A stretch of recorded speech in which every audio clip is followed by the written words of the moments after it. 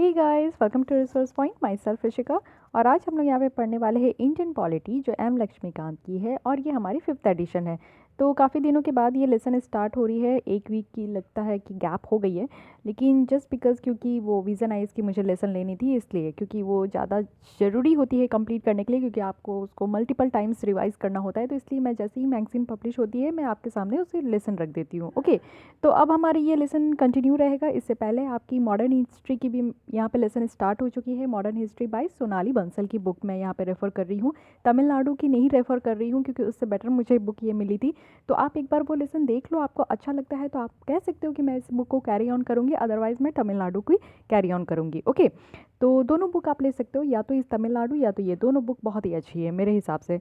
और बाकी हम लोग यहाँ पे डेली सीरीज़ यहाँ पे इसकी देखेंगे। कुछ कुछ जो टॉपिक्स बच गई है विज़न आइज़ की, वो जब मुझे एक्स्ट्रा टाइम मिल जाएगी तो मैं उसे रिकॉर्ड करके आपको दे दूँगी। ओके, क्योंकि बस 3-4 ही लेसन होगी, लेकिन मैं उसको लेज़र टाइम पे ही देना चाहूँगी, क्योंकि अभी मैं फोकस करूँगी कि इंडियन पॉलिटी और आपकी मॉडर्न हिस्ट्री कम से कम मैं कंप्लीट करा दूँ बिफोर योर प्रीलिम्स एग्जाम। तो स्टार्ट करते हैं। हमारा फंडामेंटल राइट्स का सीरीज़ चल रहा था। 6 फंडामेंटल राइट्स थे, जिसमें हम लोग 5 जो है ऑलरेडी डिस्कस कर चुके थे, और अभी हमें एक लास्ट फंडामेंटल राइट डिस्कस करनी है। तो इससे पहले जितनी भी लेसन है उन सारे की लिंक आपको डिस्क्रिप्शन बॉक्स में मिल जाएगी, आप वहाँ से जाके चेकआउट कर लेना। साथ ही आपको अन अकेडमी की भी लेसन आपको मिल जाएगी, आप एक बार वहाँ से भी चेकआउट कर लेना। तो स्टार्ट करते हैं हम लोग आज की लेसन। Let's get started. तो आज हम लोग स्टार्ट करते हैं right to constitutional remedies. Okay, ये बहुत ही इंपॉर्टेंट टॉपिक है, वीवीआई टॉपिक है, इसलिए मैं पहले ही बोल देती हूँ। ओके, तो ध्यान से सुनिएगा और समझने की कोशिश कीजिएगा। तो ये आपका राइट टू कॉन्स्टिट्यूशनल रेमेडीज़, ये फंडामेंटल राइट 6 है। और यहाँ पे आपको, जैसे आपको अगर कुछ बीमारी हो जाती है तो आप घरेलू नुस्खा या अपनाते हैं, या फिर आप कोई मेडिसिन लेते हो, तो रेमेडीज़ तो लेते ही हो ना किसी भी तर्ज पे। अगर आपको कोई भी बीमारी हो गई, एक्सीडेंट हो गई या कुछ भी हो गया, तो आप रेमेडीज़ लेते हो। अगर आपको कॉमन सी कहूँ तो आप घर पे भी घरेलू नुस्खा अपनाते हो, जिससे आप थोड़े से फेयर हो जाओ, जिससे आपकी पिंपल्स हट जाए। तो ये सारी चीज़ें, हर चीज़ में आपकी जो अगर दर्द है, बॉडी पेन है, तो उसमें भी आप कुछ घरेलू नुस्खा अपनाते हो।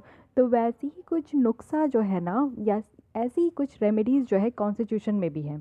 कि अगर कॉन्स्टिट्यूशन में इतने सारे फंडामेंटल राइट्स आप पढ़ते गए कि आपको ये है, आपके पास हक ये है, आप कहीं भी जा सकते हो, कि कुछ भी बोल सकते हो, कोई भी एक्सप्रेस कर सकते हो अपनी फीलिंग्स को, कहीं से भी आप कुछ भी कर सकते हो। तो आपके पास सारी तरीके की फंडामेंटल राइट है ना ऑलमोस्ट, कि आप कोई भी रिलीजियस को अडॉप्ट कर सकते हो, आप कोई भी एजुकेशन इंस्टीट्यूशंस में जाके एडमिशन ले सकते हो। बहुत सारी है जो अब तक हम लोग देखते आए। लेकिन इतनी फंडामेंटल राइट्स का कोई इम्पॉर्टेंट नहीं है जब तक इसके लिए आपके पास एक और राइट ना हो। इट मीन्स कि अगर इतनी फंडामेंटल राइट्स आपको दी गई है कि आप एक आराम से ज़िंदगी जी सकते हो, और मान लो कि कोई भी आपके फंडामेंटल राइट्स का वॉयलेट करे, कोई भी इसका हनन करे, और आपके पास इसका कोई उपचार ही ना हो। अगर आपको घूमने की पूरी स्वतंत्रता कॉन्स्टिट्यूशनल राइट में दी गई है, लेकिन अगर कोई स्टेट में ऐसा कह देता है, आपके एंट्री में बैन लगा देता है, आपके एंट्री को रोक देता है कि आप इस स्टेट में नहीं घूम सकते हो, लेकिन ऐसा तो फंडामेंटल राइट है कि आप इंडिया के किसी भी कोने में जा सकते हो, फ्रीली घूम सकते हो। लेकिन अगर वहाँ की स्टेट गवर्नमेंट ने आप पे रोक लगा दिया, तो फिर आप क्या करोगे? क्या आप चुपचाप हाथ पे हाथ धरे रख के बैठ जाओगे कि नहीं, इस स्टेट में तो मुझे जाना मना कर दिया है, मैं नहीं जाऊँगा, मैं नहीं जाऊँगी? तो ऐसा तो नहीं है ना। इसके लिए आपके पास एक और हक है कि आप इसके अगेंस्ट में खड़े हो सकते हो, लड़ सकते हो, सुप्रीम कोर्ट जा सकते हो, हाई कोर्ट जा सकते हो, अपना हक को ना मांग सकते हो, अपने हक के लिए लड़ सकते हो। जैसे हमेशा कहते हैं ना, अपने हक के लिए लड़ना चाहिए, तो अपने हक के लिए लड़ सकते हो। और ये लड़ कैसे सकते हो? तो राइट टू कॉन्स्टिट्यूशनल रेमेडीज़ के थ्रू ही लड़ सकते हो। रेमेडीज़ में आपको रिट्स दिया जाता है। रिट्स एक जस्ट एक आपका होता है कि आपके पास अगर किस किस तरीके का आपका कॉन्स्टिट्यूशनल राइट का हनन किया गया है, वॉयलेट किया गया है, तो आप किस तरीके से सुप्रीम कोर्ट में अपील कर सकते हो या फिर हाई कोर्ट में अपील कर सकते हो।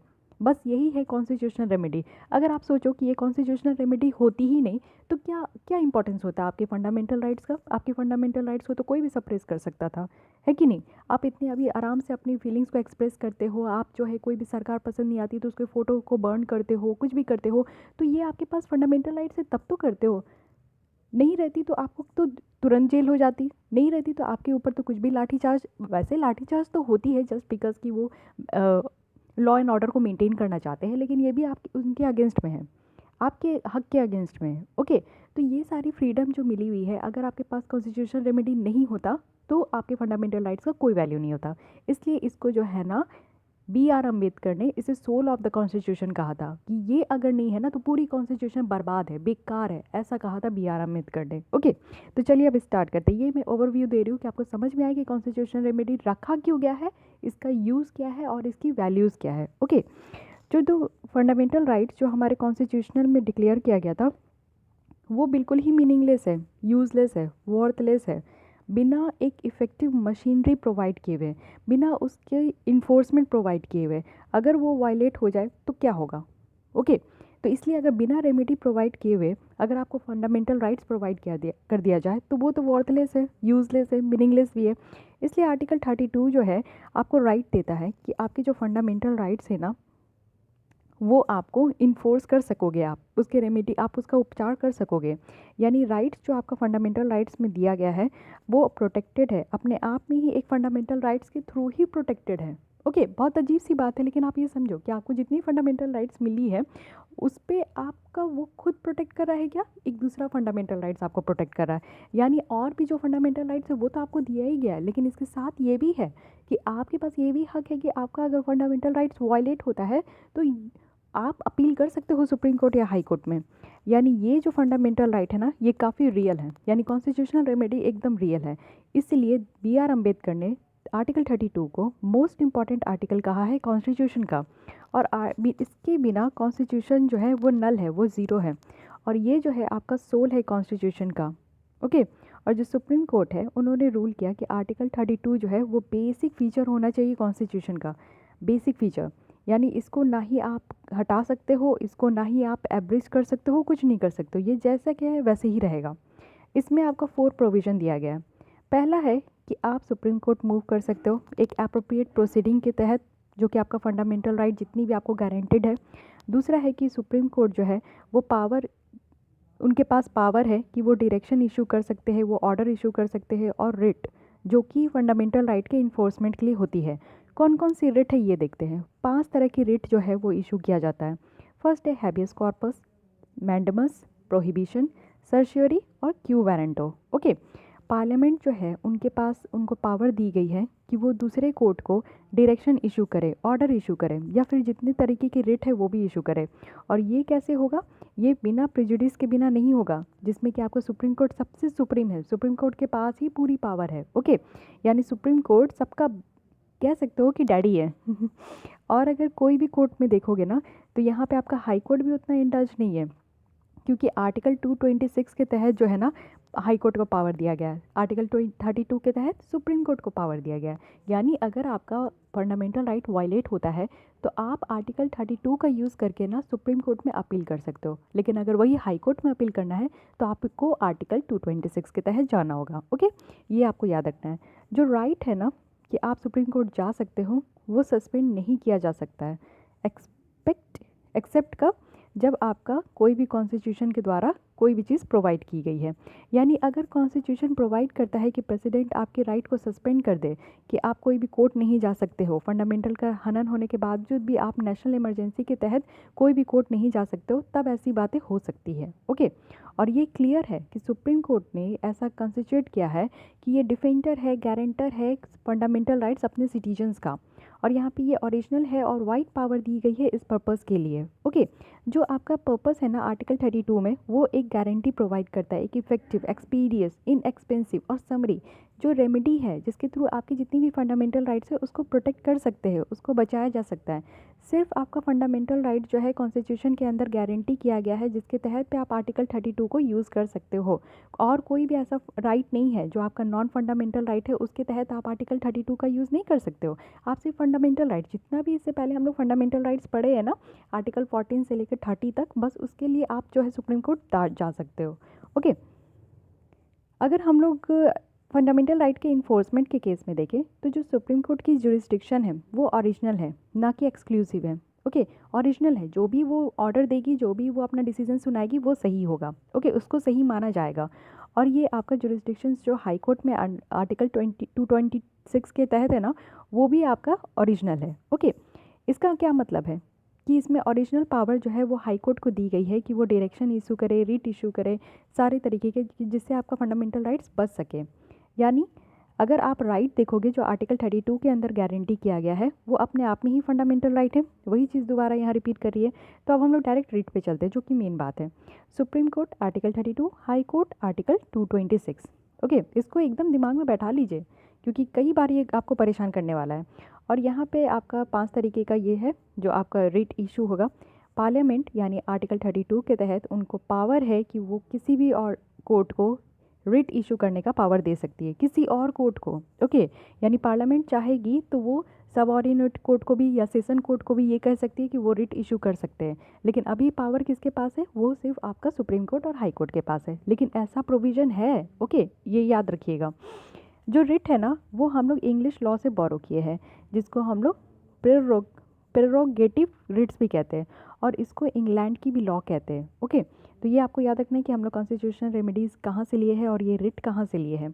जो रिट जुरिस्डिक्शंस है ना सुप्रीम कोर्ट का, वो हाई कोर्ट से थोड़ा सा डिफरेंट है और 3 मैनर में डिफरेंट है। ये 3 डिफरेंसेस आपको याद रखना है कि रिट से रिलेटेड हाई कोर्ट में कितनी पावर है और सुप्रीम कोर्ट में कितनी पावर है।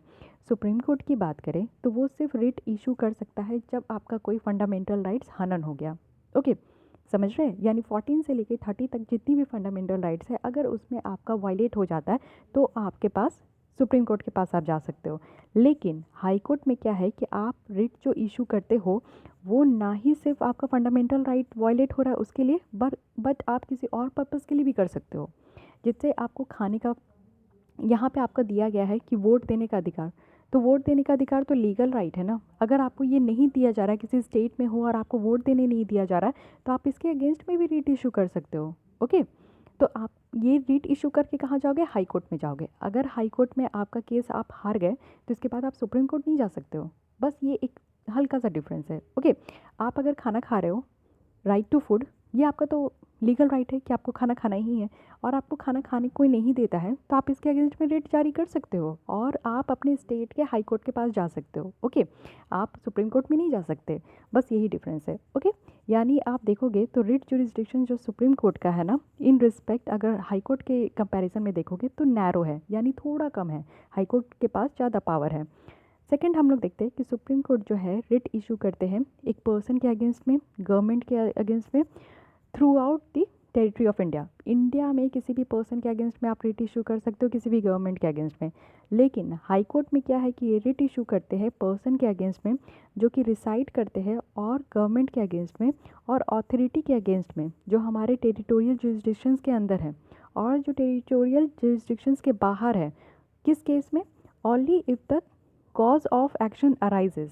जो कि देखिए, कोई भी ऐसा इंसान जो है हमारे ओरिजिन का, यानी इंडिया के रहने वाले हैं लेकिन वो रह रहे हैं इंडिया के बाहर, लेकिन जो भी कॉन्फ्लिक्ट हो रहा है ना, जो भी आपका फंडामेंटल राइट्स का वायलेशन हो रहा है उनके कारण ही हो रहा है, लेकिन वो अभी इंडिया में रिसाइड नहीं कर रहे हैं। ओके, डिफरेंस समझ रहे हैं कि आप सुप्रीम कोर्ट में जाते हो तो बस उसी इंसान के और उसी गवर्नमेंट के अगेंस्ट में जाते हो जो इंडिया में रहते हैं। ओके, उनके कारण आपका फंडामेंटल राइट वायलेट हुआ है। लेकिन हाई कोर्ट में आप जाओगे ना तो हाई कोर्ट में आप उस इंसान के अगेंस्ट में भी जा सकते हो जो इंडिया का है लेकिन अभी इंडिया में रह नहीं रहा है, टेम्प्रोरी वो इंडिया के बाहर है, लेकिन उसके कारण आपका फंडामेंटल राइट वायलेट हो गया है, कोई भी मीडिया से वायलेट हो गया है। ओके, तो आपका अगर वायलेट हो रहा है और वो इंडिया के बाहर है तो उसके अगेंस्ट में आप हाई कोर्ट में अपील कर सकते हो। ये दूसरी आपको देखने को मिलेगी, यानी दूसरा चीज़ दिखा जिसमें कि हाई कोर्ट में आपको जुरिस्डिक्शंस जो पावर है वो वाइडन दिखी। ओके, थर्ड है कि जो रेमेडी हमारा आर्टिकल 32 के तहत दिया गया है उसमें फंडामेंटल राइट्स तो वो खुद ही है, और सुप्रीम कोर्ट जो है ना यहाँ पे रिफ्यूज़ नहीं कर सकती कि वो रिट जुरिस्डिक्शंस को एक्सरसाइज नहीं करेगी। मतलब अगर आप ऐसा रिट इशू कर दिए, हैबिस कॉर्पस अगर आप इशू हो गया सुप्रीम कोर्ट में, तो सुप्रीम कोर्ट इसको रिजेक्ट ही नहीं कर सकती है कि नहीं मैं इस केस को नहीं लड़ूंगा। ओके, मैं यहाँ पे कोई डिसीज़न नहीं दूंगा, ऐसा नहीं कर सकती सुप्रीम कोर्ट। लेकिन ये चीज़ हाई कोर्ट कर सकती है। एक जो रेमेडी आपका आर्टिकल 226 के अंदर है ये डिस्क्रिशनरी हो सकता है, यानी एक स्पेशल पावर मिलता है, और यहाँ पे हाई कोर्ट जो है अपने रिट जुरिस्डिक्शंस के लिए वो एक्सपेल कर सकती है, मीन्स वो कैंसिल कर सकती है और वो रिफ्यूज़ भी कर सकती है। यानी हाई कोर्ट के पास ये पावर है कि वो कह सकती है कि नहीं, हम आपके जो भी आपका राइट वायलेट हुआ है उसके अगेंस्ट में मैं कुछ नहीं करूँगा। तो इसमें क्या होगा कि फिर आप हाई कोर्ट जाओगे, लेकिन हाई कोर्ट ऐसा नहीं कहेगा ना। अगर हाई कोर्ट ऐसा कह देगा तो आप किसके पास जाओगे फिर लड़ने? ओके, तो ये डिफरेंसेस है, इस तरीके से आप याद रखो। आर्टिकल 32 जो है ना वो यहाँ पे पावर कन्फर नहीं करता है सुप्रीम कोर्ट को, लेकिन आर्टिकल 226 जो है यहाँ पे हाई कोर्ट को ये इशू करता है कि वो फंडामेंटल राइट्स के अगेंस्ट में और दूसरी राइट जो कि जनरल जुरिस्डिक्शंस के अंदर आती है उसके अगेंस्ट में यहाँ पे वो इन्फोर्स कर सकते हैं। ये सारी बातें हो गई। मेन डिफरेंस आपको पता चल गया कि आर्टिकल 32 और आर्टिकल 226 के बीच में क्या है, और इससे हमें क्या पता चला कि जो हाई कोर्ट के पास जो पावर है ना रिट इशू करने का वो ज़्यादा है, वो वाइडर है as comparison to Supreme Court का। ओके, अब एक एक करके हम लोग सारी रिट देख लेते हैं। Habeas corpus. हैबियस कॉर्पस जो है एक लैटिन टर्म है जिसकी मीनिंग है to have the body of, यानी टू हैव, आपको अपने बॉडी के साथ प्रेजेंट होना है। और ये ऑर्डर जो है कोर्ट के द्वारा इशू किया जाता है किसी पर्सन को जो कि दूसरे पर्सन को डिटेन किया है, और उनको जो है बॉडी के साथ वहाँ प्रोड्यूस होना है कोर्ट में। जो कोर्ट है वो फिर एग्जामिन करेगी कि क्या कारण था, क्या लीगैलिटी था कि डिटेंशन का, और यहाँ पे जो डिटेन पर्सन है उसको फ्री किया जाएगा अगर डिटेंशन जो है इलीगल, यानी उस पर जो आरोप है जो पर्सन के लिए यहाँ पे कोर्ट जो है रिट इशू की है, और उस इंसान को अपने को खुद को प्रेजेंट करना होगा, यानी बॉडी के साथ आपको खुद कोर्ट में जाना होगा, और कोर्ट में जाने के बाद पता चलेगा कि आपने वो अपराध किया है कि नहीं। अगर आप अपराध नहीं किए हो तो आपको फ्रीली छोड़ दिया जाएगा। ओके, और ये रिट जो है ना ये इंडिविजुअल लिबर्टी के लिए है। ओके, और जो आपका हैबियस कॉर्पस का रिट है ना ये इशू किया जाता है दोनों, पब्लिक अथॉरिटी के अगेंस्ट में भी और प्राइवेट इंडिविजुअल के अगेंस्ट में भी। यानी अगर किसी सिंगल इंडिविजुअल के अगेंस्ट में आपको अगर प्रॉब्लम हो रही है और वो आपके फंडामेंटल राइट्स का वायलेशन कर रहा है ना, तो आप इसके अगेंस्ट में कंप्लेन लिखाओ। सुप्रीम कोर्ट जो है उस पर्टिकुलर प्राइवेट जो आपका इंडिविजुअल है उसके अगेंस्ट में हैबियस कॉर्पस रिट जारी कर देगी। जो रिट है ये आपका इशू नहीं किया जा सकता, कहाँ कहाँ इशू नहीं कर सकते हो वो भी आपको पता होना चाहिए, जिसको एक्सेप्शन कहते हैं। तो पहला है कि डिटेंशन इज़ लॉफुल। अगर आपने जो अपराध किया है वो लॉफुल है, तो यानी आपने कानून के तरीके से सब काम किया है, तो आपको नहीं पकड़ा जा सकता। आपके अगेंस्ट में हैबियस कॉर्पस तो जारी ही नहीं होगा। आप जब लॉ का वायलेट करोगे तभी ना आपके अगेंस्ट में हैबियस कॉर्पस जारी होगा, क्योंकि कॉन्स्टिट्यूशन तो ये कहता है कि आपको लॉ के अकॉर्डिंग चलना है। अगर आप लॉ के अकॉर्डिंग चलोगे तो सब कुछ ठीक है, कॉन्स्टिट्यूशन भी आपको अच्छा समझ रहा है। आप लॉ का वायलेशन करोगे तो आपको डिटेन किया जाएगा, आपको पकड़ा जाएगा। ओके, तो लॉफुल रहेगा अगर तो आपको नहीं पकड़ा जाएगा और आपके अगेंस्ट में हैबियस कॉर्पस नहीं होगा। सेकंड चीज़ क्या है कि अगर आप कंटेम्प्ट ऑफ लेजिस्लेचर या कंटेम्प्ट ऑफ कोर्ट करते हो तो इसकी प्रोसीडिंग में आपको हेबियस कॉर्पस नहीं। जैसे कंटेम्प्ट ऑफ कोर्ट होता है ना कि जैसे हम लोग देखते हैं कि जो कोर्ट के रूल्स रेगुलेशन को नहीं मानता है तो उसके अगेंस्ट में जो है प्रोसीडिंग चल रहा है, और प्रोसीडिंग चलने के तहत जो है उन्होंने कंटेम्प्ट ऑफ कोर्ट कह दिया। कंटेम्प्ट ऑफ कोर्ट कहने का मतलब कि आपने जो है मिसबिहेव कर दिया कोर्ट में, या फिर जो कोर्ट की रूल्स रेगुलेशन है उसको फॉलो नहीं किया, तो उसको फॉलो नहीं करने के तर्ज पे तो उस अगेंस्ट में उसके फेवर में जो है अगर आपने कंटेम्प्ट ऑफ कोर्ट कर दिया जो प्रोसीडिंग चल रही है उसके रहते हुए, तो फिर हेबियस कॉर्पस नहीं आपके अगेंस्ट में होगा। थर्ड है कि डिटेंशंस जो कि आपका कॉम्पिटेंट कोर्ट के द्वारा होता है, यानी जो कोर्ट है उनके द्वारा अगर आपको पकड़ा गया, आपको डिटेन किया गया, तो आपको आपको आपके अगेंस्ट में हेबियस कॉर्पस नहीं जाएगा। क्यों जाएगा? क्योंकि ऑलरेडी आप कोर्ट के द्वारा आपके पास कोर्ट के द्वारा आपको डिटेन किया गया है, तो फिर आपके पास क्यों हेबियस कॉर्पस जाएगी। ओके, एक बार हो गई तो हो गई, दोबारा नहीं। नेक्स्ट है कि यहाँ पे डिटेंशन जो है वो आपके कोर्ट के जुरिस्डिक्शंस के बाहर है। अगर कोर्ट का जो जुरिस्डिक्शन चल रहा है, जो आपको वायलेशंस किया गया है उसके अगेंस्ट में आपको जस्टिस देने की जो प्रोसीडिंग चल रही है, अगर उसके बाहर डिटेन किया गया है तो भी हेबियस कॉर्पस नहीं मिलेगी। ओके, तो ये 4 पॉइंटें आपको याद रखनी है जहाँ पे आपको पता होना चाहिए कि हेबियस कॉर्पस किस केस में नहीं, क्योंकि एक्सेप्शंस हमेशा याद रखिए, क्योंकि यूपीएससी एक्सेप्शंस पे ही क्वेश्चन पूछती है, बाकी जनरल चीज़ें तो सबको पता होती है। ओके, तो मैं यहाँ पे एक्सेप्शंस पे ज़्यादा जोर देती हूँ क्योंकि क्वेश्चन यहीं पे बनते हैं। फिर आते हैं मैंडेमस। मैंडेमस का मतलब होता है वी कमांड, यानी ये कमांड है जो इशू किया जाता है कोर्ट के द्वारा पब्लिक ऑफिशियल को, और उनको कहा जाता है कि वो अपनी ड्यूटीज़ को जो है ना अच्छे से निभाएं। अगर वो फेल हो गए या रिफ्यूज़ हो गए परफॉर्म करने में, यानी वी कमांड, आप जैसे अगर हायर अथॉरिटी हो, किसी कंपनी के सीईओ बन जाओगे, तो आप अपने से नीचे जो ऑफिशियल्स है आपके, उनको आप कहोगे वी कमांड। यानी अगर वो परफॉर्म नहीं कर रहे हैं, अपना काम अच्छे से नहीं कर रहे हैं, तो आप उसके अगेंस्ट में मैंडेमस आप निकाल सकते हो। ओके, तो ये आपका इशूड होता है किसी पब्लिक बॉडी के अगेंस्ट में, कॉरपोरेशन के अगेंस्ट में, इन्फीरियर कोर्ट के अगेंस्ट में, ट्राइब्यूनल और गवर्नमेंट। ओके, यानी सेम पर्पज़ के लिए। तो यहाँ पे आप जो है ये सारी रिट किसी पब्लिक बॉडी के लिए हो सकता है या किसी कॉरपोरेशन के अगेंस्ट में। अगर आपके अंडर में कोई कॉरपोरेशन है, कोई आपका ट्रिब्यूनल है, कोई भी गवर्नमेंट है, अगर वो अपना काम नहीं कर रही है ना, तो उसके अगेंस्ट में मैंडेमस इशू हो सकती है। जो मैंडेमस है वो कहाँ कहाँ इशू नहीं हो सकती है, ये ध्यान दीजिएगा। प्राइवेट इंडिविजुअल के लिए आप जो है कभी मैंडेमस नहीं दे सकते। यानी आप अगर CEO है अपनी कंपनी के, तो आप किसी पर्टिकुलर पर्सन को कभी नहीं कह सकते। अगर कोई एक पर्टिकुलर पर्सन अपना काम नहीं कर रहा है, अपनी ड्यूटी नहीं परफॉर्म कर रहे हैं, तो आप उसको अपने नौकरी से निकाल दो, अपने ऑफिस से निकाल दो। उनके अगेंस्ट में आप मैंडेमस नहीं कर सकते हो। ओके, तो प्राइवेट इंडिविजुअल के लिए मैंडेमस नहीं है और किसी बॉडी के लिए नहीं है। सेकंड है कि ये इन्फोर्स कर सकते हैं डिपार्टमेंटल इंस्ट्रक्शंस, जो कि आपका एक स्टैट्यूटरी फोर्स को पोसेस नहीं करता। यानी यहाँ पे आप जो डिपार्टमेंटल इंस्ट्रक्शन होती है ना, अगर उसको इन्फोर्स किया जा रहा है। डिपार्टमेंटल इंस्ट्रक्शंस तो हर जगह होती है, हर एक फील्ड में होती है। तो डिपार्टमेंटल इंस्ट्रक्शंस को आप फॉलो कर रहे हो और यहाँ पे आप जो है स्टैट्यूटरी फोर्स को आप फॉलो नहीं कर रहे हो, उसको पोजेस नहीं कर रहे हो, तो फिर आपके अगेंस्ट में मैंडेमस नहीं होगा। थर्ड है कि जो ड्यूटी है वो डिस्क्रिशनरी है और मैंडेटरी नहीं है। मैंडेटरी मीन्स कंपलसरी है कि आपको ये ड्यूटी तो करनी ही करनी है। डिस्क्रिशनरी होती है कि आपको कुछ सर्टेन पावर दिया गया है, कुछ सर्टेन प्रिविलेजेस दी गई है। अगर आपके पास जो भी ड्यूटी आपको परफॉर्म करनी है और उसके ऊपर आपका डिस्क्रिशनरी का टैग लगा है, यानी आप करना चाहो तो करो, नहीं करना चाहो तो मत करो, तो ऐसे केस में जो है आपके अंदर आपके ऊपर मैंडेमस नहीं आएगी। क्यों आएगी? क्योंकि आपका मैंडेटरी नहीं है। मैंडेटरी रहता तो आपके ऊपर कंपलसरी रहती कि आपको ये काम इतने टाइम पे कवर करनी है। अगर इतने टाइम पे कवर करने वाली कोई फंडा ही नहीं है, तो फिर आपके अगेंस्ट में मैंडेमस क्यों होगी? समझ रहे हो ना? कोई भी ऑर्गेनाइजेशन हो, कोई भी कॉरपोरेशन हो। ओके, फोर्थ है कि यहाँ पे एक कॉन्ट्रैक्चुअल ऑब्लिगेशंस जो है इन्फोर्स किया जा रहा है। यानी कॉन्ट्रैक्ट अगर बेसिस पे आप कोई भी कॉन्ट्रैक्ट के बेसिस पे काम करते हो ना, जॉब भी कॉन्ट्रैक्ट के बेसिस पे होती है, 1 ईयर 2 ईयर 6 मंथ। एंड कोई भी हाउस भी आप खरीदोगे तो कॉन्ट्रैक्ट बेसिस पे होती है। काफ़ी चीज़ें कॉन्ट्रैक्ट बेसिस पे होती है। तो कॉन्ट्रैक्ट जो ऑब्लिगेशंस होती है, अगर उस कॉन्ट्रैक्ट पे अगर आप अपना वर्क कंप्लीट नहीं करते हो, तो फिर आपके अगेंस्ट में उसके अगेंस्ट में आपका मैंडेमस लगेगा। लेकिन यहाँ पे कॉन्ट्रैक्चुअल आपका ऑब्लिगेशन है, यानी उस पर ऑब्लिगेशन ऑलरेडी लगा हुआ है, तो उसको इन्फोर्स करने के लिए आपका मैंडेमस नहीं लग सकता। ओके, उसके बाद नेक्स्ट है कि प्रेसिडेंट ऑफ इंडिया, या तो प्रेसिडेंट ऑफ इंडिया के अगेंस्ट में कभी भी आपका मैंडेमस नहीं लगेगा, या तो स्टेट के गवर्नमेंट के अगेंस्ट में, यानी स्टेट गवर्नर और प्रेसिडेंट ऑफ इंडिया के अगेंस्ट में आप कभी भी मैंडेमस नहीं, कोई भी कोर्ट इशू नहीं कर सकती। फिर है chief justice of India, chief justice of high court. Okay, judicial capacity में अगर chief justice of high court है तो उनके अगेंस्ट में भी नहीं होगी। चीफ जस्टिस ऑफ इंडिया नहीं है यहाँ पे, chief justice of high court है, तो इनके अगेंस्ट में भी आपका मैंडेमस नहीं होगी। तो ये आपको याद रखना है। ओके, अब आते हैं प्रोहिबिशन।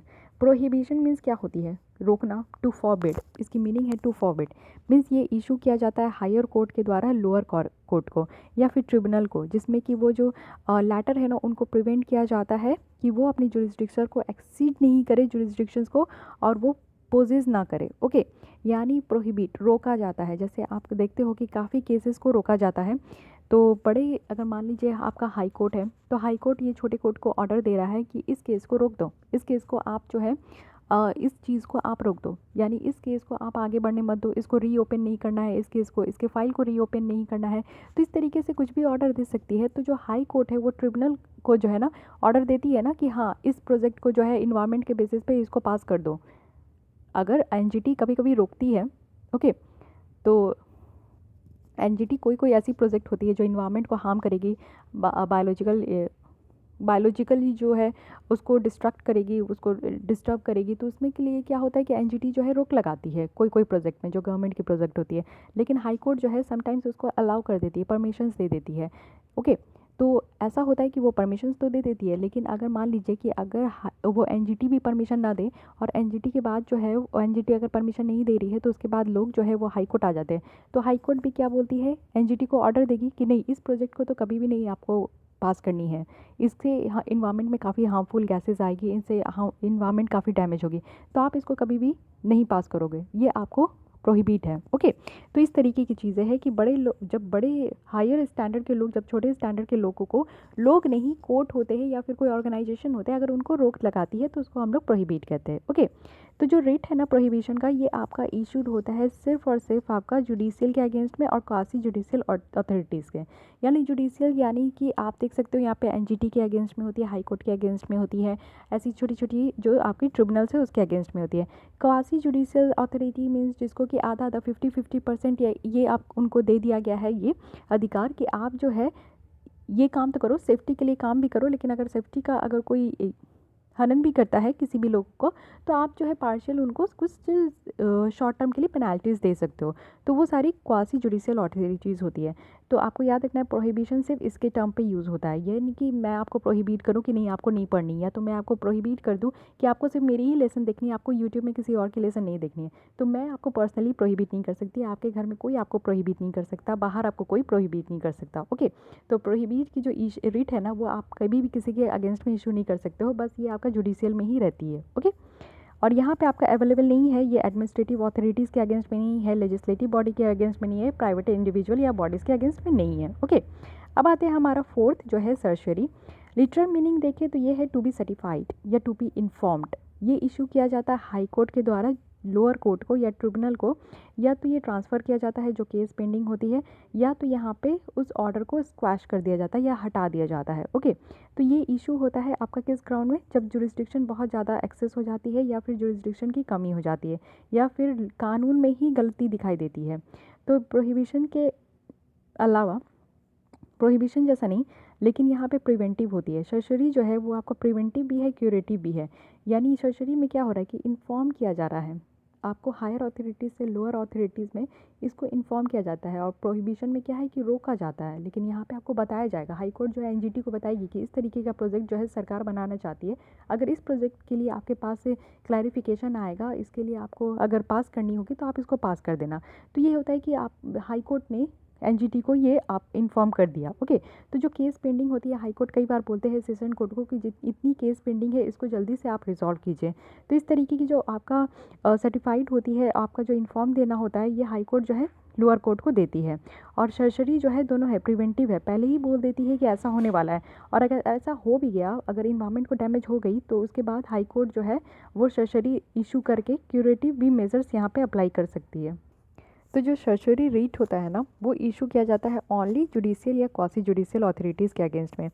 ऐसे ही है कि आपका सर्जरी जो है वो इन्फॉर्म किया जाता है, तो ये आपका एडमिनिस्ट्रेटिव अथॉरिटीज़ में नहीं हो सकता है। ओके, इन्फॉर्म करना क्या होता है, यहाँ पे तो बस ऑर्डर दिया जाता है। ओके, तो 1991 में सुप्रीम कोर्ट ने ऐसा रूल किया है कि सर्जरी जो है इशू किया जाएगा इवन अगेंस्ट एडमिनिस्ट्रेटिव अथॉरिटीज़ में भी, जिनके अगर वहाँ पे इंडिविजुअल के राइट को अफेक्ट करेगा तो।